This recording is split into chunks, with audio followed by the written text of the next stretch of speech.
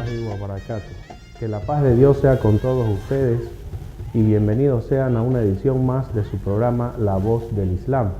Esta es una edición del Centro Islámico Boliviano, una producción que tiene como objetivo presentar a la teleaudiencia cruceña y boliviana también la religión musulmana, la cultura musulmana y también lo que se viene a llamar el mundo islámico o la civilización islámica.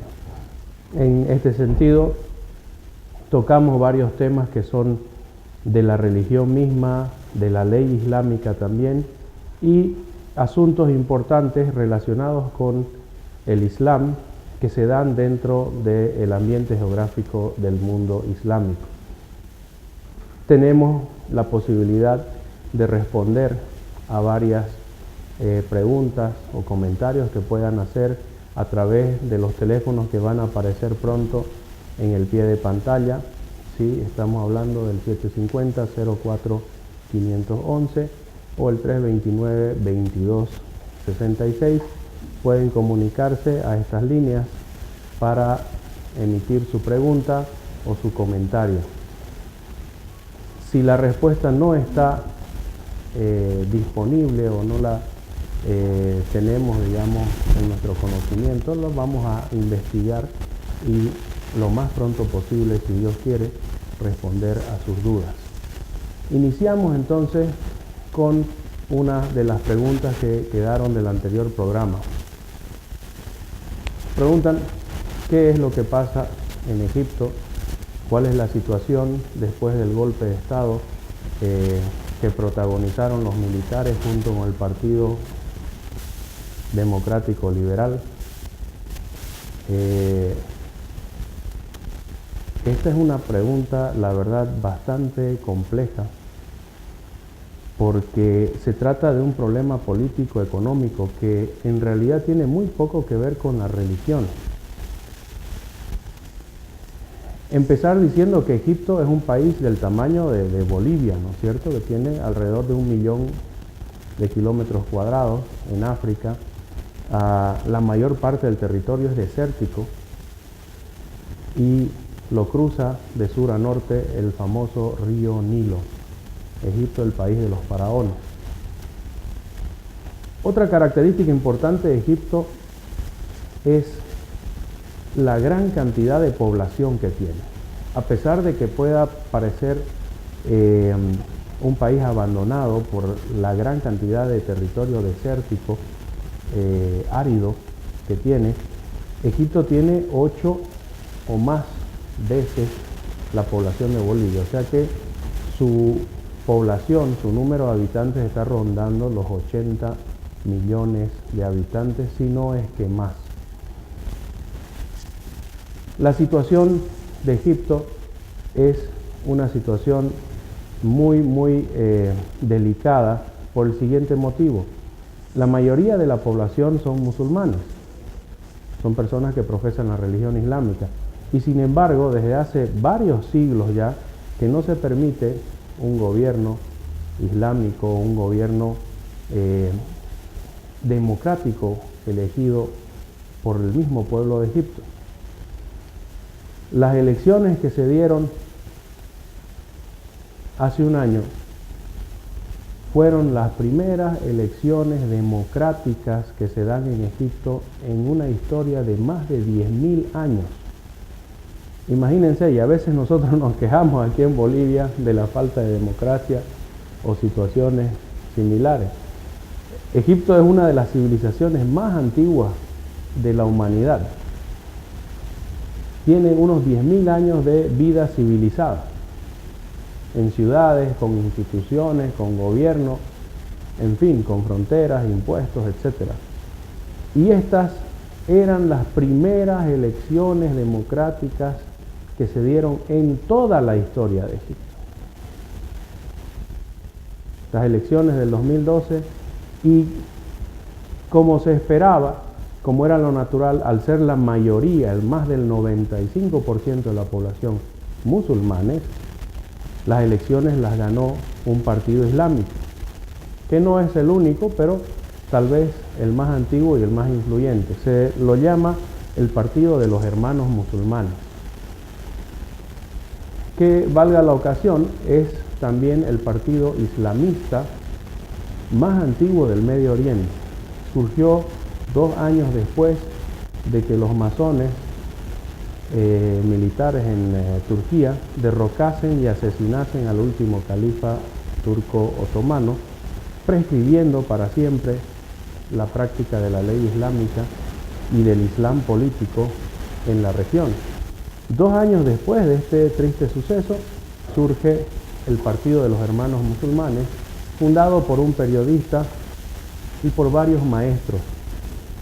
El periodista es conocido como Hassan al-Banna y es una de las figuras influyentes del islamismo político, y uno de los líderes también teóricos fundamentales de este Partido de los Hermanos Musulmanes es conocido como Sayyid Qutb, un maestro, un profesor que con el paso del tiempo se fue convirtiendo en analista y en teórico del islam político, y especialmente en los medios derechistas, en los medios de comunicación de dueños con tendencias derechistas, lo suelen mencionar como el mentor intelectual de los partidos o grupos radicales del Islam. Radical o no, el hombre fue ejecutado en 1966 por la dictadura militar secularista de Egipto. Después de que se funda este partido islámico de los hermanos musulmanes, Egipto vive una situación muy difícil. En ese momento estaba ocupado militarmente por Inglaterra. Posteriormente Inglaterra retira sus tropas y deja un gobierno títere de una especie de reyes a los que los llaman khedives, o en árabe se utiliza la palabra khdewi, que son unos reyesuelos de origen turco-albanés. Y en 1952 varios oficiales del ejército real egipcio deciden derrocar al último rey, no me acuerdo, rey Farouk, rey Fuad, en 1952, y asume el poder a través de un golpe oficial del ejército y secularista extremista radical llamado Gamal Abdel Nasser. Utilizando el nacionalismo y el populismo como estrategias políticas, se afianza y sin embargo es derrotado varias veces por las milicias israelíes, que también habían hecho un golpe de Estado en el territorio palestino en 1948 y se enfrentaron varias veces a los ejércitos secularistas árabes de Egipto, Siria, Líbano, Jordania. En fin, bueno, entre toros no hay cornada. Al final acabaron aliándose los secularistas de la dictadura egipcia con el secularismo israelí en 1976. Pero bueno, desde que se funda este Estado egipcio nacionalista de Gamal Abdel Nasser en 1952 hasta el 2012, Egipto había tenido solo 3 presidentes, todos militares, todos amigos. Cuando moría el uno, le dejaba el poder a su amigo, a su compañero de armas. Así fue que murió Gamal Abdel Nasser, 1970 y algo. Asumió Anwar el-Sadat. Cuando Anwar el-Sadat es asesinado, asume el poder su compañero y amigo Hosni Mubarak, el único que sobrevive del grupo de Anwar el-Sadat al atentado, extrañamente. Y a partir de ese momento, 1980 y algo, es el presidente eterno de Egipto, este señor Hosni Mubarak, e impone una política de acercamiento a los Estados Unidos, de tendencias neoliberales, pero manteniendo una fachada nacionalista y populista dentro de lo posible.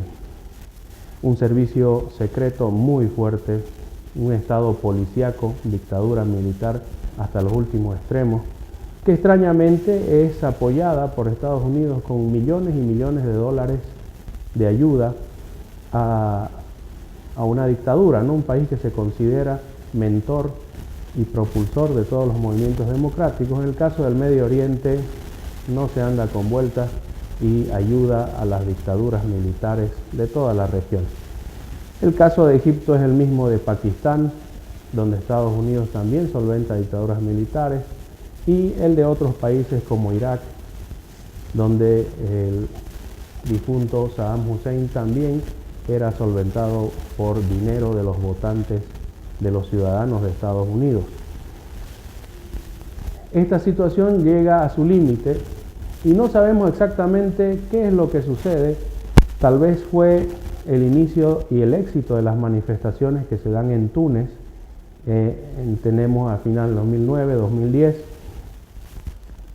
o tal vez el creciente en aumento y constante sinsabor en los ciudadanos de Estados Unidos y de Europa, esa vergüenza interna de decir constantemente que ellos apoyan a la democracia y saber al mismo tiempo que su dinero, el dinero de sus ciudadanos, corre a raudales para mantener dictaduras militares y crueles dictaduras militares en el Medio Oriente, como es el caso de Pakistán, Egipto, Irak, Siria, etcétera, etcétera.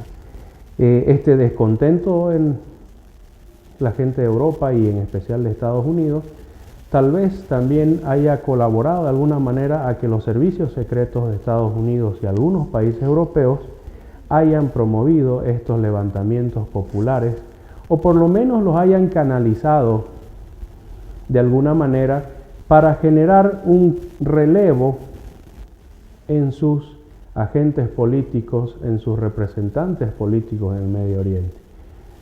Sostener a un representante del neoliberalismo y la democracia, que es un dictador cruel, que maneja un estado policíaco que se dedica a perseguir a sus opositores y matarlos, no se veía muy coherente para los campeones de la democracia.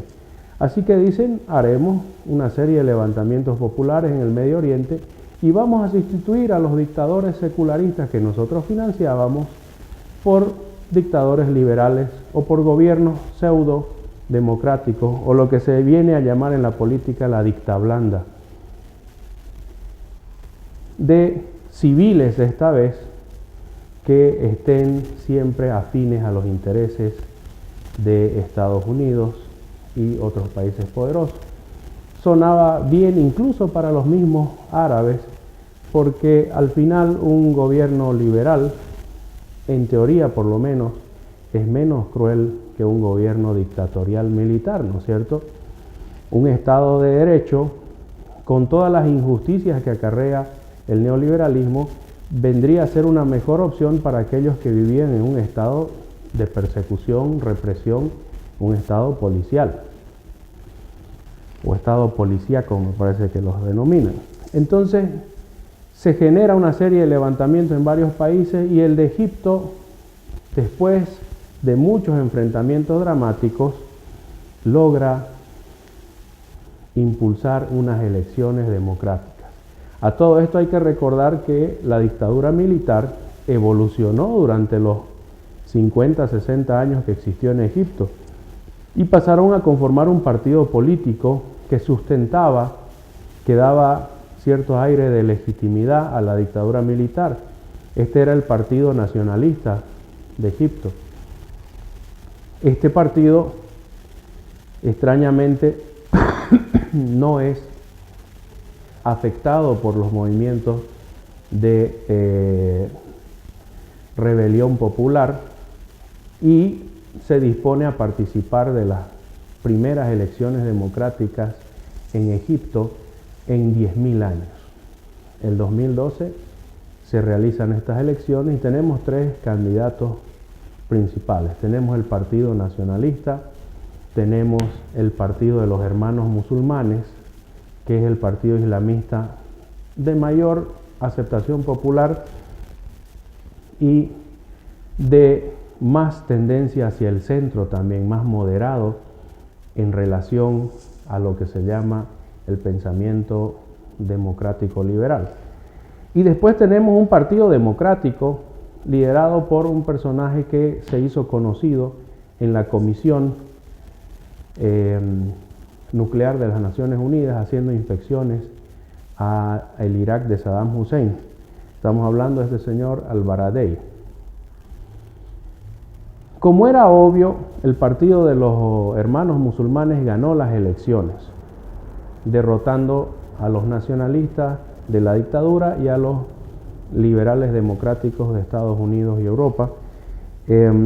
A partir de ese momento se genera una situación de mayor tensión incluso que durante la dictadura, porque tenemos por un lado personas que exigían cambios radicales y fuertes en Egipto. Había personas que incluso, miles y miles de personas que reclamaban que Egipto le declare la guerra a Israel, porque Israel sigue cometiendo desmanes y violaciones flagrantes a los derechos humanos en territorios que están frente a la puerta de Egipto. En presencia y testimonio del pueblo egipcio, se están violando flagrantemente los derechos humanos en lo que hoy viene a llamarse Israel o Palestina.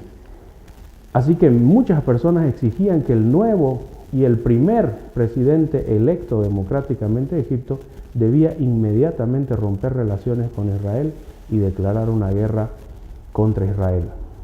Guerra democrática, guerra santa, lo que ustedes quieran llamarlo, pero se trataba de acabar con las masacres y violaciones de los derechos humanos que se dan en Israel. Otro grupo de personas tenía miedo a los cambios que se podían dar. Formaron una especie de frente conservador alrededor del cual se reúnen los sicarios y los cómplices de la dictadura militar, temerosos de perder sus privilegios de los cuales gozaron durante décadas y décadas de dictadura.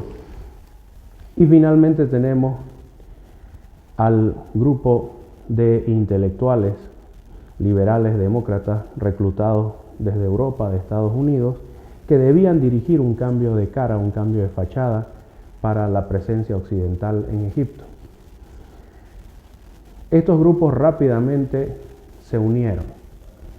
Los que exigían más extremismo, más radicalismo al gobierno del presidente electo Mursi en Egipto, los que no querían que haya cambios y los que querían que los cambios se dan en favor de sus amos y señores de Occidente.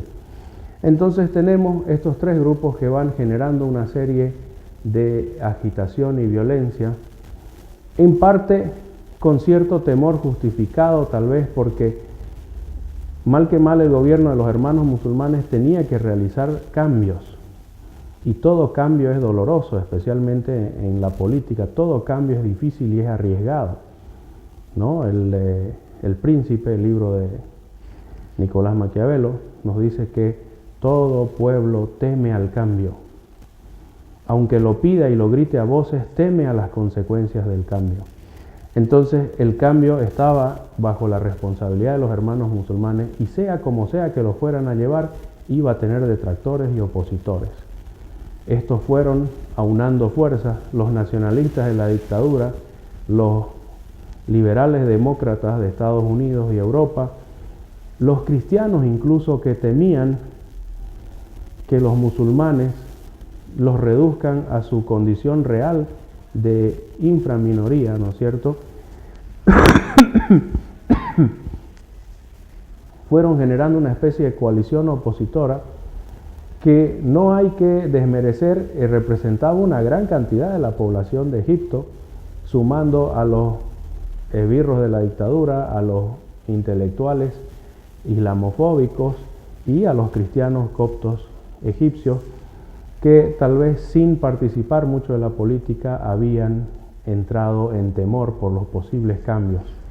El gobierno del presidente Mursi se encargó de llevar adelante un proceso constituyente para que los cambios sean lo más legales posible y puedan generar un impulso para un nuevo Egipto democrático y también islámico, porque sería ridículo que con más del 90% de la población de musulmanes, estos musulmanes decidiesen adoptar otra filosofía para su política, ¿no es cierto?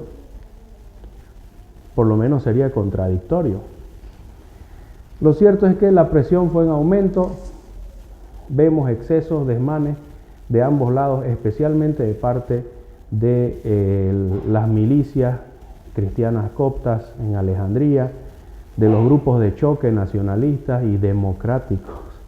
Hasta el nombre no encaja bien, pero son grupos de choque democráticos, y de parte de las milicias islamistas. A todo esto, los partidos islámicos no son un solo bloque, existen partidos con diferentes tendencias y diferentes orígenes también de apoyo.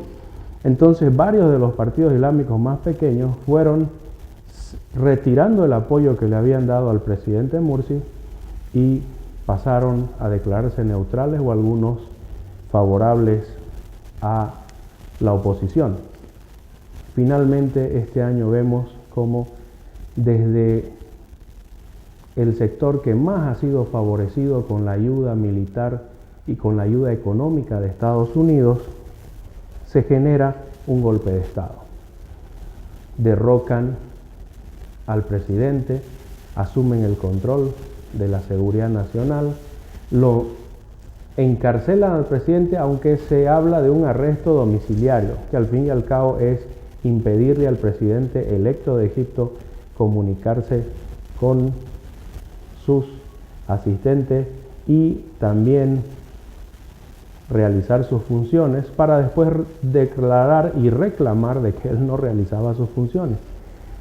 También se procede a arrestar a 300 o más líderes del partido Hermandad Islámica o Hermanos Islámicos, y se procede a nombrar a un presidente, un personaje bastante neutral, en una situación que debe ser similar a la que sucedió acá cuando se nombró presidente al doctor Rodríguez Belcé después de los golpes y contragolpes que se dieron en el 2004, ¿no es cierto?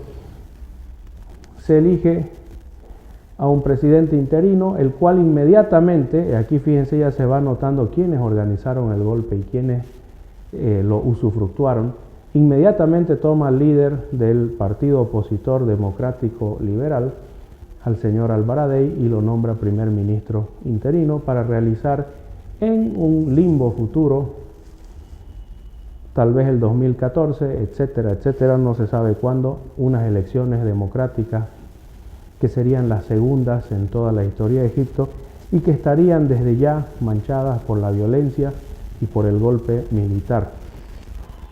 Ahora, no se puede esperar de que millones y millones de personas sean defraudadas, traicionadas, ¿sí?, en sus aspiraciones y se queden quietas. Entonces, los simpatizantes del partido Hermanos Musulmanes empezaron a salir a las calles y reproducir las protestas que se dieron previa la enconada militar y también antes del derrocamiento de Hosni Mubarak. Una protesta que organizaron los Hermanos Musulmanes llegó a reunir 5 millones de personas en el Cairo, exigiendo la restitución del presidente legítimo y legal, y la salida de los militares del poder. En esa ocasión el ejército recurrió a la violencia utilizando armas de fuego con munición viva, con munición real, y murieron alrededor de 150 personas. Los observadores de las Naciones Unidas reclamaron una investigación imparcial porque el ejército egipcio apuntó al pecho y a la cabeza de los manifestantes. La mayoría de los muertos y heridos tienen heridas en el pecho y en la cabeza, lo cual indica que la orden era matar. Incluso se han notado varios casos donde se buscaba a personas específicas para asesinarlos durante las manifestaciones. Y de ahí en adelante la violencia ha ido en aumento en Egipto. Las milicias cristianas coptas en Alejandría han tomado varias mezquitas, han incendiado mezquitas como la mezquita se la llama así, ¿no? Se llama mezquita del Qaed Ibrahim. Hay grupos de choque de este lado y del otro lado. La gente está muy, pero muy frustrada por esta situación porque en poco menos de 2 años la primavera árabe en lo que respecta a Egipto ha vuelto a cero. Otra vez bajo la tutela de Estados Unidos, otra vez bajo la bota militar, otra vez sin instituciones, otra vez la política exterior, la política económica es dirigida y orquestada desde afuera y por personas que son hostiles al pueblo egipcio y hostiles a su fe. Como verán, este tema no tiene mucho que ver con la religión, aunque la religión es siempre parte de la política. Es muy complejo. Es muy complejo y la verdad es que desearíamos equivocarnos, pero ni siquiera unas elecciones democráticas van a poder restaurar el orden en Egipto. Son muchos millones de personas, estamos hablando de más de 80 millones de ciudadanos, ¿no es cierto? Son muchos millones de personas que están frustrados ahora en sus deseos, en sus esperanzas de tener un país mejor. Y se van a ir frustrando mucho más porque la tendencia de los agentes políticos de otras potencias no es a consolidar un país más fuerte, sino más bien a mantenerlo debilitado. Eso es una tendencia constante en la política internacional a través de la historia. Bien, tratamos de cubrir lo más brevemente posible y, como les digo, esperamos equivocarnos, pero el futuro inmediato de Egipto no se ve alentador. Ya está visto que la democracia liberal solo se tolera a sí misma, solo reconoce las elecciones cuando ellos las ganan, y si otros, por X o Z motivo, resultan ganar las elecciones, los mismos que gritan y claman democracia y libertad no tienen ningún reparo, ninguna vergüenza en recurrir a los militares, tocar las puertas de los cuarteles y recurrir a la represión y a la violencia para instaurarse en el poder. Esto por lo menos en lo que toca a Egipto, ¿no es cierto? Bien, he visto en una página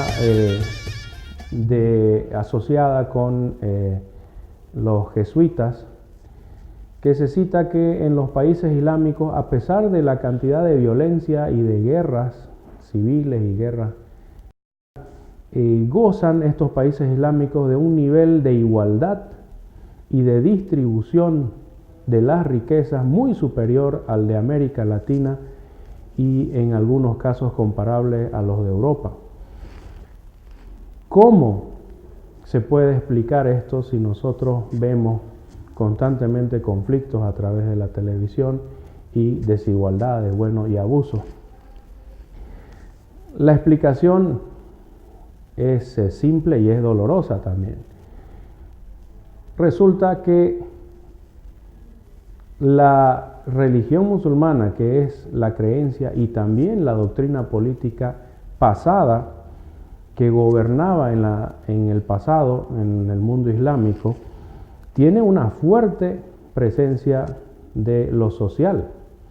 Desde el principio mismo, en la revelación del Sagrado Corán, que es el último libro sagrado que se le reveló al profeta Muhammad, notamos una fuerte tendencia a la distribución de las riquezas, sin dejar de lado el concepto de propiedad privada, el concepto de libre mercado, que son también parte importante de la doctrina económica del Islam. Entonces, sin combatir la propiedad privada, sin combatir el libre mercado, la libertad de subir los precios o bajarlos según la demanda y la oferta, el Islam insiste en que los bienes de una persona no son realmente suyos, sino que son una encomienda, son una consignación que Dios le ha dado para que los administre lo más sabiamente posible. En este sentido dice Dios en el Sagrado Corán, en la Sura 2, aleya 30, dice, y creamos todo en la tierra para los hijos de Adán. Es decir, que Dios creó las cosas todo y se las asignó a la humanidad. Y esta humanidad estaría en la tierra para representar a Dios, para civilizar este planeta. Pero bueno, vamos a textos que son mucho más específicos. Cuando Dios describe a los creyentes en la Sura el Misericordioso, nos dice que estos creyentes son aquellos en cuyos bienes hay una parte fija y determinada específicamente que es derecho de los pobres y los necesitados. ¿Qué significa esto? Significa que aquella persona que cree en Dios y que cree en el juicio final debe reconocer y debe saber que parte de sus bienes ya no le pertenecen de hecho, sino que son derecho de los pobres y de los necesitados. Y que si él no los entrega directamente a estas personas en calidad de donativo, si él no los entrega en su momento, está pasando a cometer el delito de abuso y finalmente de robo o hurto. Estas son palabras bien fuertes porque nos indican que el que no comparte sus bienes a través de la caridad está cometiendo un pecado y también un delito.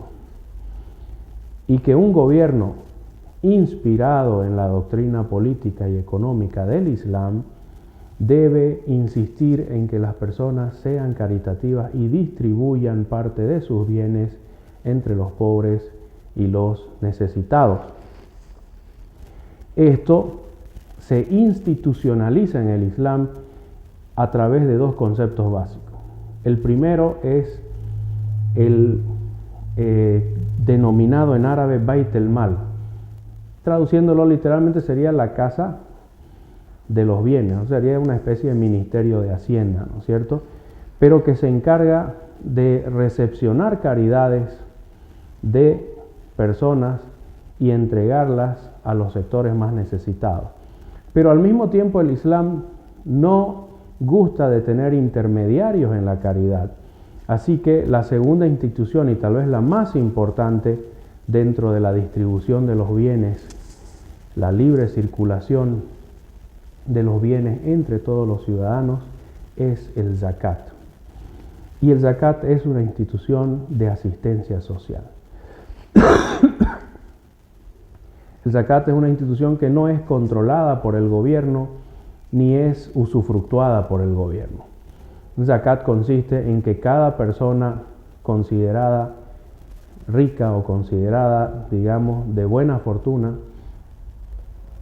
durante el año debe calcular sus bienes y entregar a los pobres y necesitados de 8 categorías claramente especificadas en el Sagrado Corán, entregarles directamente a ellos esos bienes. Seamos más puntuales. Una persona tiene $1,000 a fin de año y los ha tenido con él durante todo el año, es decir, son ya sus ahorros, son parte de su capital que está en pasivo, ¿no es cierto? Lo ha tenido sin uso. Debe calcular el 2,5% de estos $1,000, que vendrían a ser $25. Entonces, esos $25, cuando se completa ese año, ya no le pertenecen a él y debe entregárselos a la gente pobre y necesitada.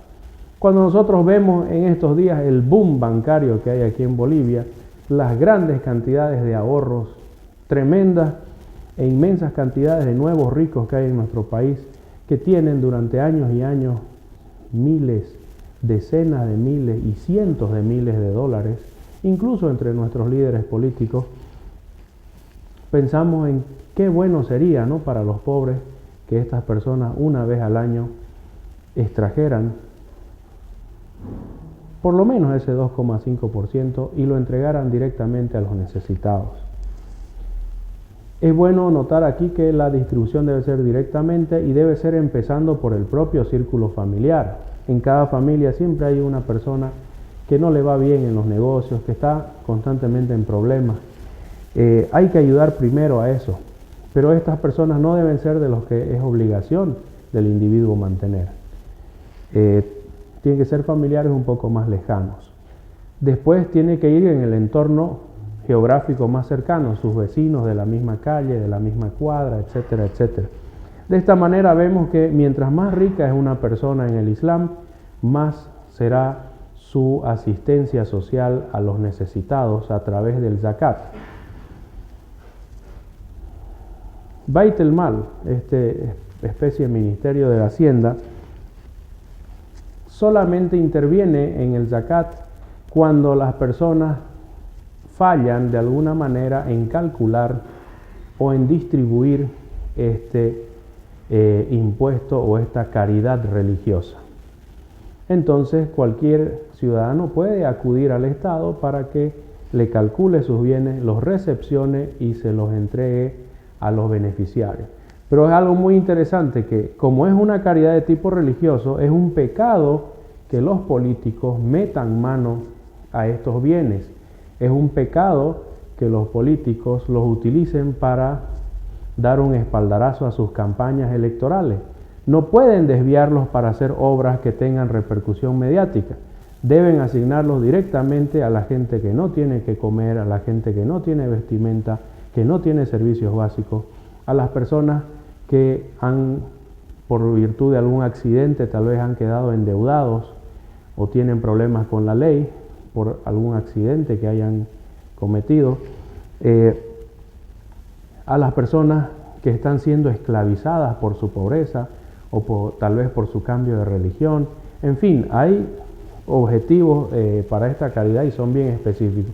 Y ninguno de ellos incluye construir escuelas, llamar a 25 canales de televisión y a 5.000 personas para que le aplaudan poco antes de algún tipo de elecciones. Entonces empezamos hablando de la asistencia social en el Islam con estas citas que son interminables en el Corán. Yo solamente he mencionado dos. La parte donde se nos dice que nuestra propiedad privada, que legalmente en el Estado de Derecho Islámico es propiedad privada, legítimamente en nuestra relación con Dios es una consignación que Dios nos ha hecho.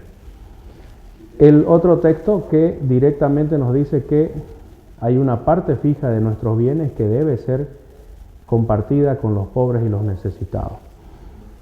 En este mismo sentido se nos dice también que solo darán la caridad y la limosna los que no son pobres ni necesitados, porque es característica muy común en algunos países, lamentablemente el nuestro también, cobrarles a los de clase media y cobrarles a los pobres, a los débiles, y a los ricos y poderosos dejarlos a un lado, a cambio de buenas prebendas y coimas, ¿no es cierto?, o colaboraciones que hacen a ciertos partidos a fin de quedar exentos del cobro de impuestos.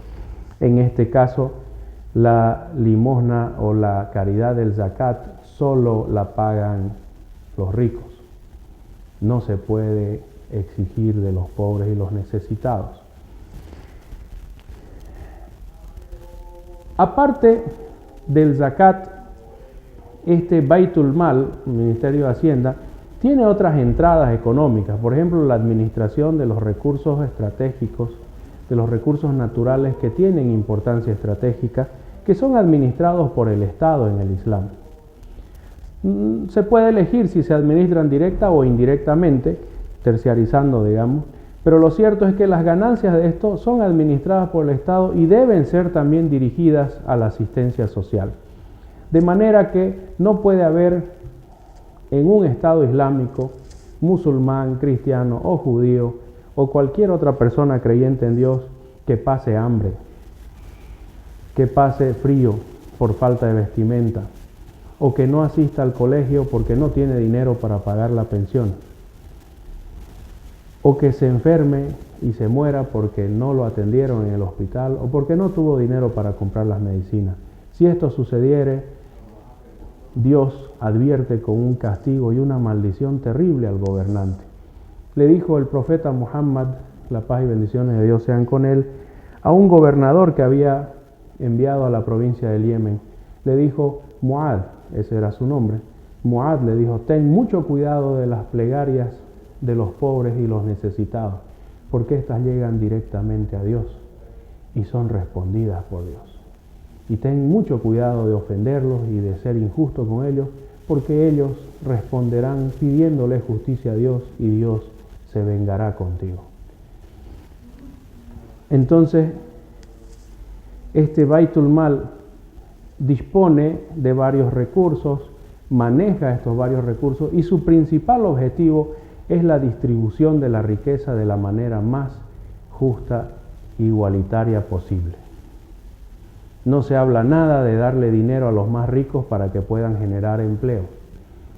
No hay ese concepto, que la verdad es bastante abusado, ¿no?, en estos tiempos, para aprovecharse de los dineros fiscales para enriquecerse más. Al mismo tiempo, se nos dice que es obligación del Estado mantener un sistema de salud y un sistema educativo, fiscal, gratuito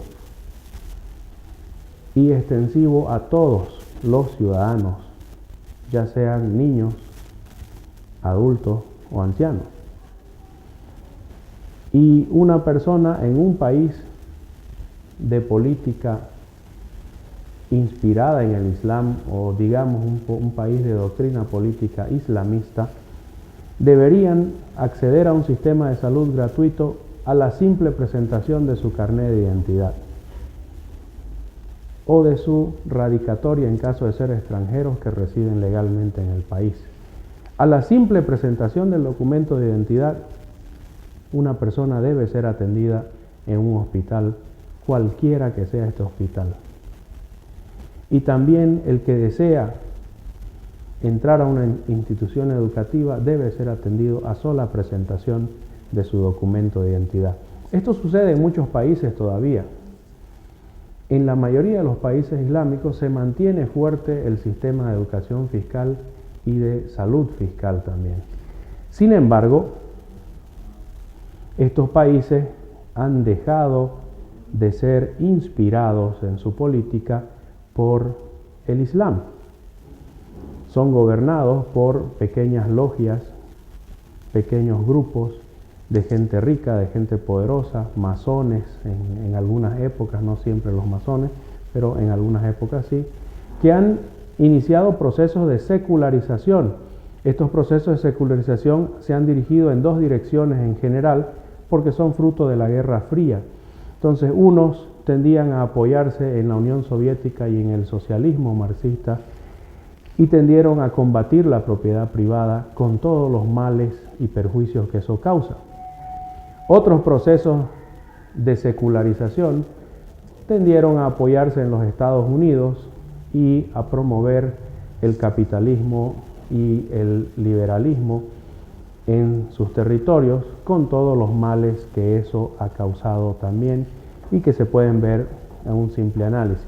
Y otros países han retrocedido hacia el feudalismo, hacia una división de la población en castas, en unas tribus o clanes gobernantes, y el resto de una población oprimida y reprimida que no tiene derechos, que no tiene ningún tipo de participación política.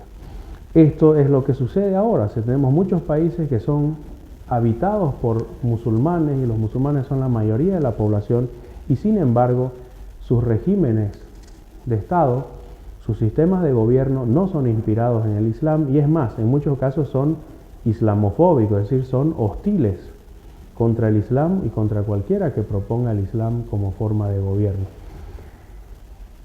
Aquí está entonces nuestra respuesta, o sea, existe una cultura de varios siglos de asistencia social que forma parte de la religión del Islam y que le ha dado a esta región del mundo islámico una gran fortaleza, un gran destaque en lo que es la distribución de las riquezas y la asistencia social de corte popular y también de corte fiscal. Pero en los últimos tiempos tenemos el surgimiento de movimientos secularistas, movimientos laicos, que tratan de someter a sus territorios, a sus países, a tendencias ya sea socialistas, populistas de un lado o liberales, capitalistas por el otro lado. En ambos casos se perjudica el pueblo. En el caso de los socialistas, el concepto de libre mercado y de propiedad privada quedan bastante lastimados, perjudicándose la población en sus actividades. Y en el lado en el bando capitalista queda muy dañado el concepto de solidaridad, el concepto de distribución real de las riquezas y el concepto de humanidad, ¿no es cierto? Esa sería de manera breve también la respuesta a esta pregunta que nos ha llegado, y los invitamos a seguir haciendo sus comentarios, sus preguntas. Ya el tiempo se aproxima para terminar este programa. Reiterar la felicitación a todos los hermanos musulmanes que han ayunado durante el mes de Ramadán. Eid Mubarak, felicidades por este Eid. Esperamos que Dios acepte todas las buenas obras de todos los que creen en Él y en el día del juicio final, todos sus ayunos, sus caridades, y con las baterías cargadas, pues impulsarnos para seguir haciendo buenas obras, para seguir promoviendo la caridad, la solidaridad y el desarrollo espiritual. Muchas gracias, señores televidentes. Los invitamos para cualquier información extra al Centro Islámico Boliviano, situado frente a Infocal, en el tercer anillo interno entre las avenidas Canal Cotoca y Virgen de Cotoca, calle San Joaquín, número 2815. O visitar nuestros espacios virtuales www.centroislamicoboliviano.org.bo o en el Facebook Centro Islámico Boliviano /Santa Cruz SC. Hasta luego, que la paz de Dios sea con todos ustedes. Wassalamu alaikum wa rahmatullahi wa barakatuh.